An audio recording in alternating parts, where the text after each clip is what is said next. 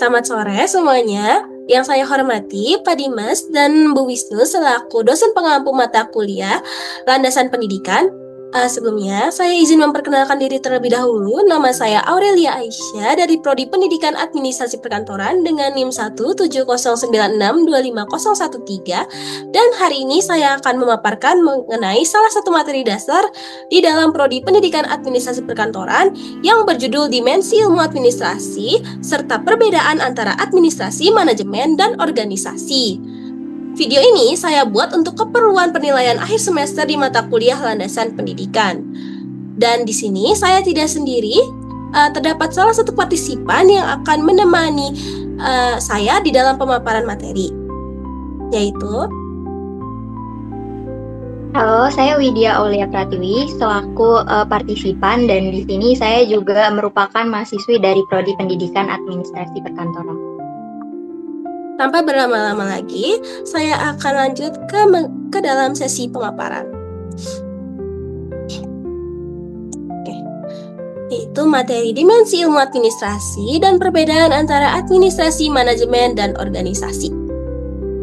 Sebelum saya memulai pemaparan materinya, saya ingin bertanya dulu nih kepada partisipan, yaitu Widya. Sebelumnya, apakah kamu sudah mendengarkan hal-hal mengenai perkantoran sebelumnya?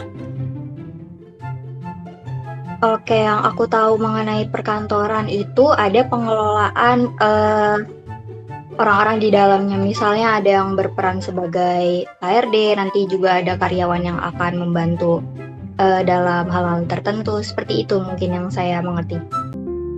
Ya, baik. Jawaban yang bagus, Widya. Apa yang tadi Widya katakan merupakan hal yang benar, dan hal tersebut juga termasuk di dalam sebuah kata yang dinamakan sebagai administrasi.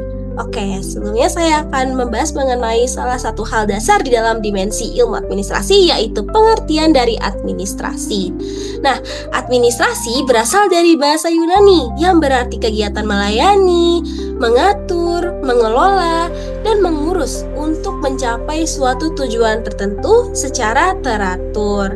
Nah, administrasi di dalam suatu organisasi itu tidak hanya berupa tata usaha saja, tetapi dia juga mencangkup berbagai hal, yaitu sistem informasi, manajemen, dan pengembangan organisasinya tersendiri. Nah, menurut Siagian, pada tahun 2001, administrasi dalam arti luas ini tuh berarti keseluruhan proses penyelenggaraan kegiatan-kegiatan yang didasarkan pada rasional tertentu oleh dua orang atau lebih dalam rangka pencapaian suatu tujuan yang telah ditentukan sebelumnya dengan menggunakan sarana dan prasarana tertentu pula. Lalu selanjutnya ada ciri pokok dari administrasi. Nah, supaya suatu administrasi di dalam suatu organisasi ini berjalan dengan lancar, perlu adanya kelima hal ini, yaitu yang pertama, administrasi ini dilakukan minimal 2 orang. Administrasi ini tuh tidak akan berjalan jika dalam suatu organisasi hanya ada 1 orang saja atau individual.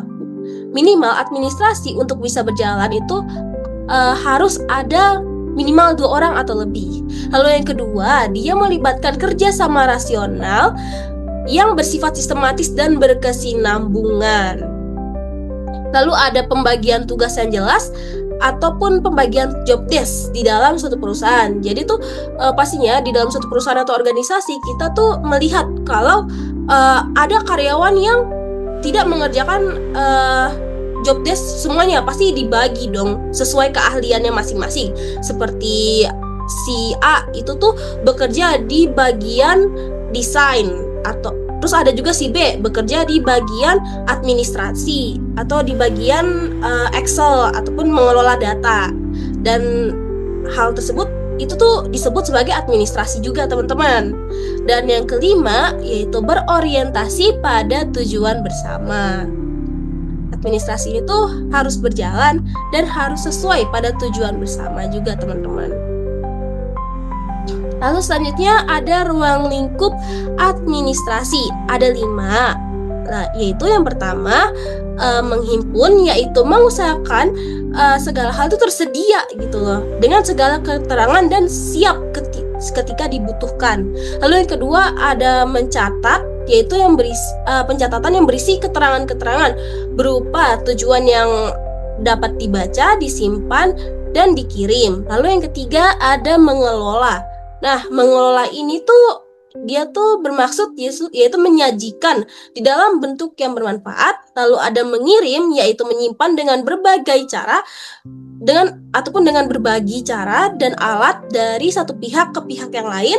Dan yang terakhir ada menyimpan, yaitu kegiatan menaruh melalui berbagai media dan alat tertentu yang dianggap aman. Lalu selanjutnya ada peran administrasi. Nah, teman-teman, administrasi ini tuh berjalan di dalam suatu organisasi kan. Nah, untuk organisasi-organisasi tersebut tuh tidak pastinya dibagi lagi dong menjadi beberapa bidang. Nah, di sini saya memaparkan 4, yaitu bidang pemerintahan, niaga, pendidikan, dan organisasi. Untuk di bidang pemerintahan, administrasi itu berfungsi untuk kebijakan publik, sumber daya, pelayanan masyarakat. Seperti contoh pemerintah seperti perpajakan ataupun kayak BPJS, pastinya mereka tuh membutuhkan database penduduk gitu loh untuk bisa mengelola data secara teratur dan supaya sebuah negara tuh tidak chaos gitu loh. Nah, lalu yang kedua ada niaga. Itu administrasi di niaga itu berfungsi untuk kelancaran operasional ataupun kelancaran bisnis. Lalu untuk di pendidikan, administrasi ini berperan di dalam bidang kurikulum, tenaga pendidik, dan kebijakan. Dan yang terakhir di dalam organisasi, administrasi ini tuh berperan sebagai efektivitas dan efisiensi supaya suatu organisasi ini tuh berjalan dengan lancar. Lalu selanjutnya ada tujuan administrasi. Sebenarnya tujuan administrasi ini tuh banyak jenisnya teman-teman. Dan di sini saya rangkum untuk ketiga hal yang biasanya hal-hal dasar yang ada di dalam suatu tujuan administrasi. Yaitu yang pertama ada mencapai efisiensi, efektivitas, dan fleksibilitas. Terus yang kedua, dia juga menyesuaikan dengan perubahan internal atau eksternal. Jadi itu supaya administrasi itu tuh bisa berjalan dan bisa menyesuaikan diri terhadap perkembangan perusahaan. Lalu yang ketiga ada meningkatkan produktivitas dan kepuasan kerja. Selanjutnya ada hubungan dengan organisasi dan manajemen. Nah, seperti yang tadi sudah saya jelaskan, administrasi ini kan itu berupa sistem pendukung berupa pencatatan, pengarsipan, komunikasi, dan koordinasi yang membuat manajemen dan dalam organisasi ini tuh berjalan dengan efektif. Nah, kalau begitu manajemen dan organisasi ini tuh apa sih hubungannya di dalam administrasi? Nah, manajemen ini tuh merupakan sebuah proses di dalam administrasi, di mana manajemen itu tuh berarti proses untuk mengatur sumber daya dalam organisasi agar mencapai tujuan bersama. Sementara organisasi itu adalah tempat di mana administrasi tersebut tuh melakukan sebuah proses, yaitu seperti perusahaan, gedung, ataupun yang lain-lain. Itu artinya tempat atau struktur di mana orang-orang tuh bekerja sama untuk mencapai suatu tujuan bersama. Nah, lalu selanjutnya saya akan membahas mengenai pandangan dan perspektif tentang dimensi ilmu administrasi. Di sini saya akan menjelaskan 3 pandangan saja, yaitu yang pertama ada pandangan secara konsepsional atau materi pokok. Nah, organisasi serta manajemen itu kan dianggap sebagai karakteristik serta inti dari riset administrasi itu tersendiri kan. Kayak organisasi dan manajemen ini tuh ibaratnya tuh dianggap sebagai dua sisi logam yang berlawanan. Jadi kayak mereka berdua nih sama-sama penting gitu loh di dalam suatu administrasi dan di dalam suatu perusahaan juga. Jadi mereka nih terikat gitu loh istilahnya. Organisasi ini tuh menunjukkan struktur dari administrasi dan sebaliknya manajemen ini tuh menunjukkan fungsinya. Nah, organisasi melihat administrasi dalam kondisi statis, sedangkan manajemen melihat administrasi dalam keadaan dinamis.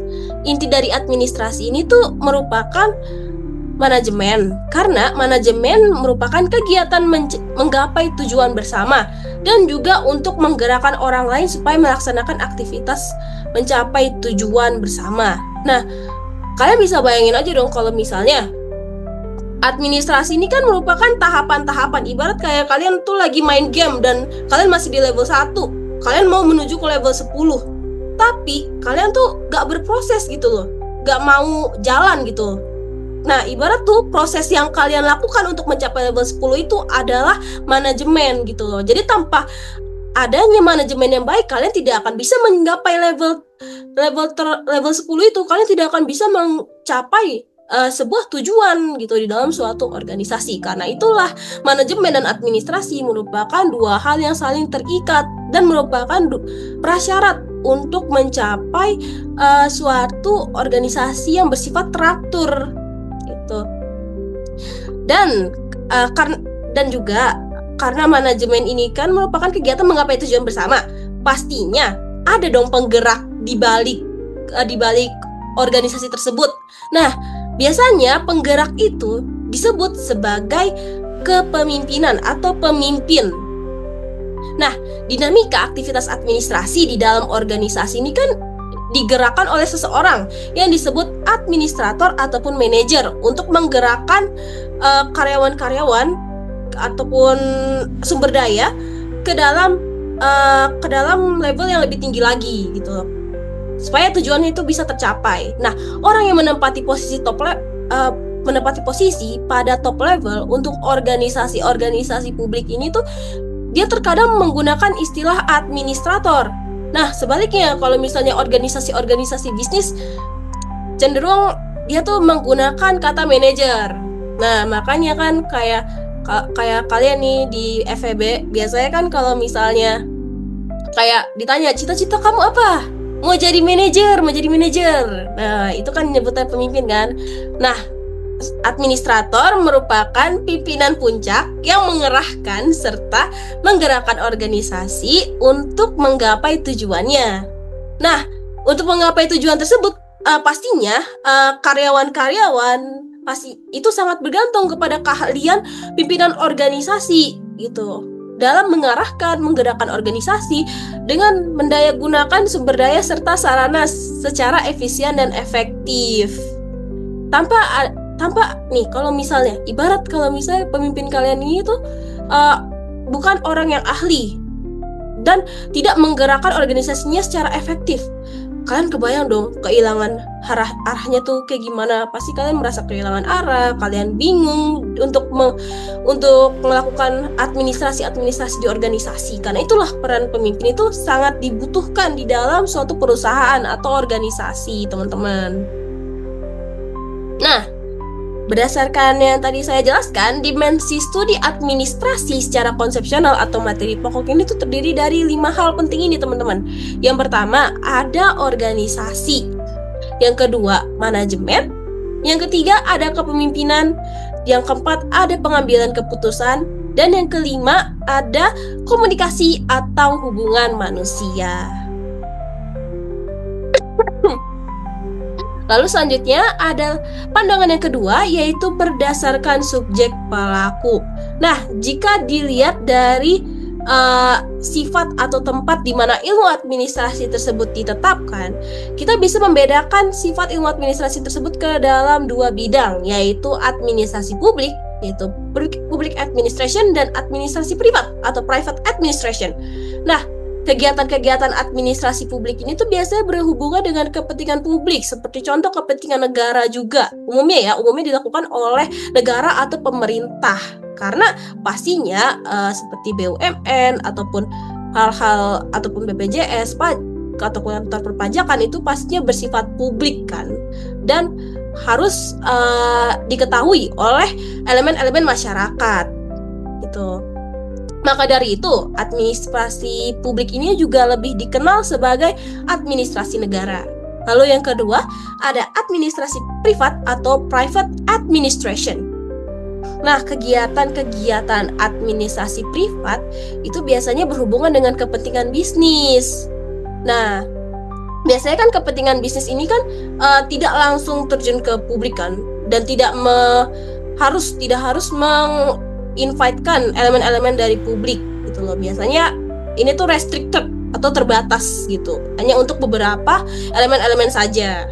Pada umumnya administrasi privat ini tuh juga dilakukan dan berlangsung di dalam organisasi usaha.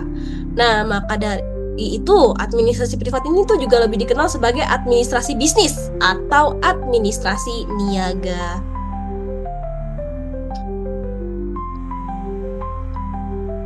Lalu ada pandangan yang ketiga, yaitu berdasarkan pengelolaan sumber daya.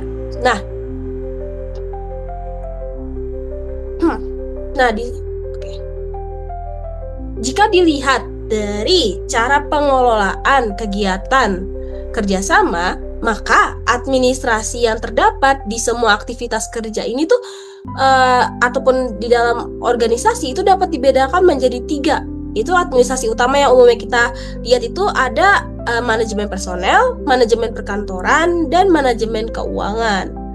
Namun selain aktivitas administrasi utama yang telah saya sebutkan tadi, terdapat juga administrasi ataupun aktivitas administrasi yang masih ditemukan di dalam kehidupan sehari-hari, yaitu yang pertama ada manajemen produksi, manajemen pemasaran, manajemen penjualan, manajemen pembelian, manajemen transportasi, dan yang terakhir ada manajemen pergudangan.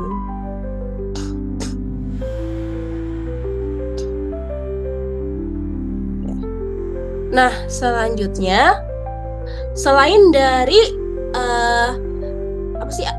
aktivitas administrasi utama dan administrasi sekunder yang saya sebutkan tadi, di sini juga ada 4 studi administrasi khusus yang sedang dikembangkan di era sekarang, yaitu yang pertama ada administrasi pembangunan, yang kedua ada administrasi pendidikan, yang ketiga ada administrasi perhotelan, dan yang keempat ada administrasi kesehatan.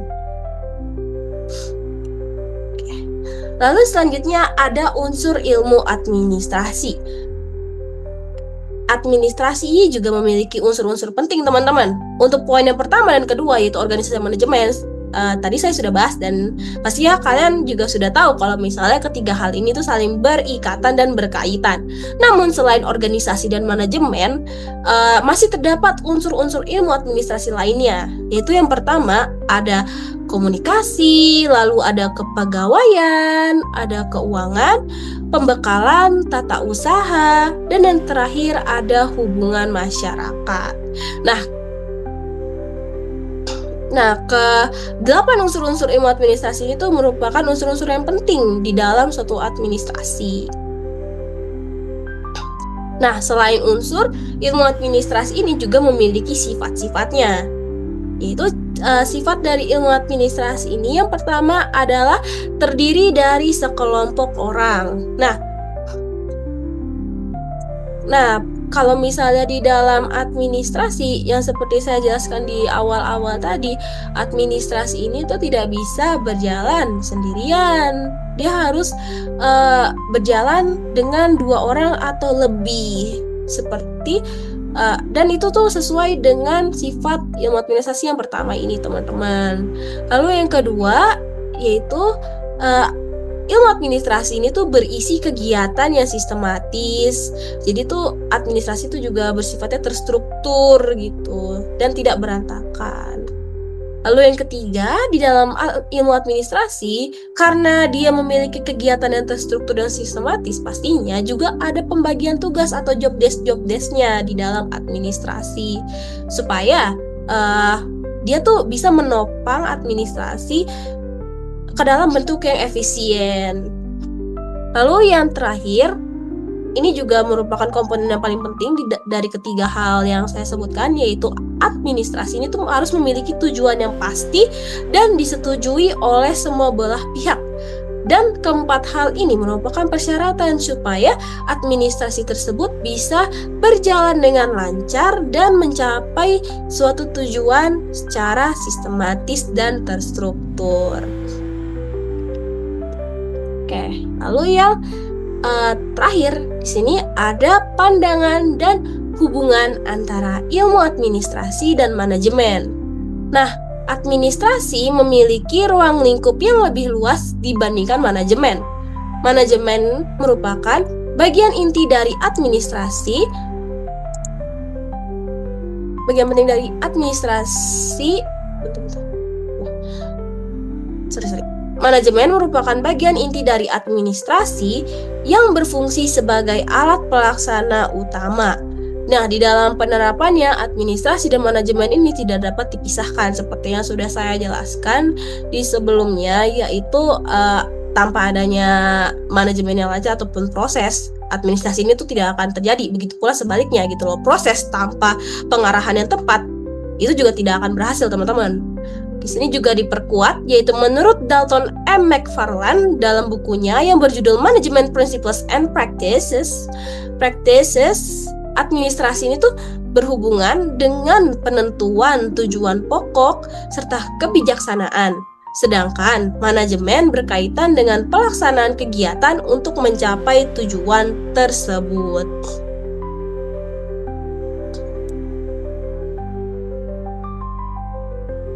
Oke, lalu ada juga pandangan menurut Handayani pada tahun 1982. Administrasi bersifat konseptual dan menekankan pada penetapan arah serta kebijaksanaan secara menyeluruh. Sementara itu, manajemen merupakan subkonsep dari administrasi yang bertugas menjalankan kegiatan, mengelola sumber daya, serta memastikan tujuan yang telah ditetapkan pada tingkat administrasi dapat tercapai dengan baik dan terstruktur. Untuk kesimpulannya, administrasi, manajemen, dan organisasi merupakan tiga hal yang saling berhubungan dalam suatu organisasi. Tanpa adanya ketiga hal penting ini di dalam suatu organisasi atau di dalam suatu perusahaan, maka kalian pasti bisa membayangkan betapa chaosnya perusahaan tersebut. Dan tanpa adanya ketiga hal ini juga bahkan perusahaan atau suatu organisasi itu tuh tidak bisa disebut sebagai organisasi ataupun suatu perusahaan. Nah, suatu perusahaan tersebut tuh harus menerapkan administrasi, manajemen, dan organisasi supaya perusahaan mencapai tahap keberhasilan dan efisiensi sumber daya yang efektif di dalam perusahaannya. Oke, sekian pemaparan dari saya. Apakah Widya memiliki pertanyaan? Oke, saya ingin bertanya. Tadi kan sudah dijelaskan bahwa administrasi, manajemen, dan organisasi itu saling berkaitan ya, dan juga memiliki peran penting dalam sistem pengelolaan suatu perusahaan. Nah, aku ingin bertanya nih, kalau misalnya di tahun sekarang itu terjadi PHK dalam jumlah yang lumayan besar. Contohnya pada Januari sampai September itu ada sekisar 45.426 orang. Nah, kira-kira apakah dari PHK tersebut menjadi bukti bahwa sistem pengelolaan perusahaan tidak berjalan dengan baik? Dan apa solusi yang dapat diterapkan agar kedepannya angka PHK menurun? Seperti itu. Terima kasih. Oke. Baik, pertanyaan yang menarik ya dari Widya. Aduh, bentar bang, kebelet lagi. Bentar, ini gua cut aja, ini gua cut.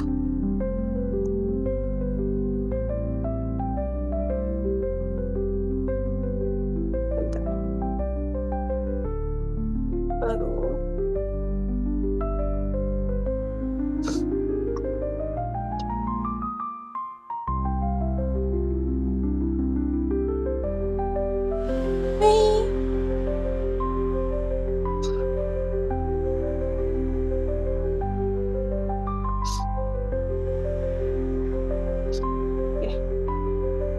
Nah, oke, baru dimulai dari 1, 2, 3. Oke, pertanyaan yang menarik dari Widya ya.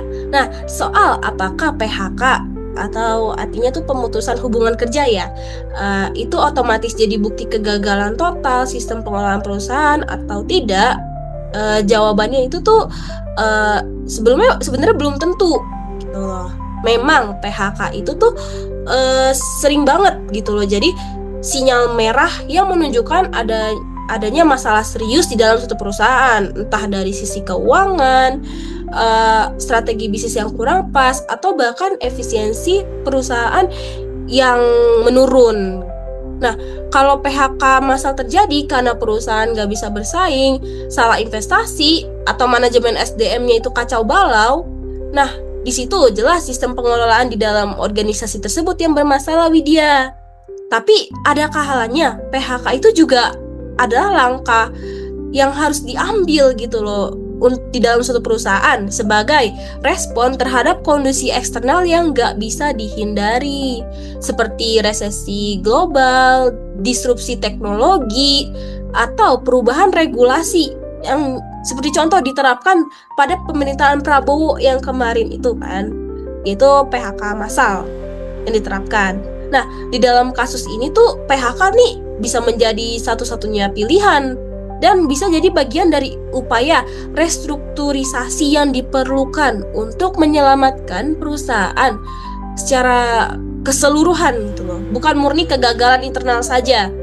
Intinya tuh PHK nih adalah simptom dan kita tuh perlu bedah dulu gitu loh apa penyakitnya agar bisa dibilang sistem pengelolaan itu gagal atau tidak. Jadi jawabannya itu tuh belum tentu ya. Nah, untuk solusi bagaimana cara menekan PHK yang ke depannya, di sini saya bisa memberikan dua solusi, yaitu yang pertama diversifikasi bisnis dan pasar, yaitu kita nih sebagai sumber daya manusia ataupun calon pekerja itu jangan cuma bergantung pada satu produk atau satu pasar saja. Kalau satu sektor hancur, sektor lain ini tuh bisa menopang gitu loh. Nah, ini tuh bentuk dan ini tuh butuh strategi bisnis yang fleksibel dan visioner gitu loh. Lalu yang kedua, ada investasi pada upskilling dan reskilling karyawan gitu loh. Nah, selain PHK, biasanya nih HRD tuh juga bisa memilih opsi ini. Namun pastinya butuh perjuangan lebih dong. Jadi daripada langsung PHK saat teknologi berubah, lebih baik menurut saya pribadi itu perusahaan melakukan investasi untuk melatih karyawan lama dengan skill baru yang relevan. Misalnya, biasanya tuh di perkantoran tuh ada kan pekerja yang bikin Excel tuh secara manual gitu loh. Yang jadi operator tuh secara manual bikin Excelnya, nggak pakai rumus gitu loh. Terus akhirnya tuh akan karyawan tersebut tuh dilatih di dalam soft skill Excel tersebut gitu. Terus yang ada juga tambahan solusinya seperti manajemen, seperti perusahaan tuh harus punya dana darurat yang cukup untuk bertahan saat terjadi krisis ekonomi.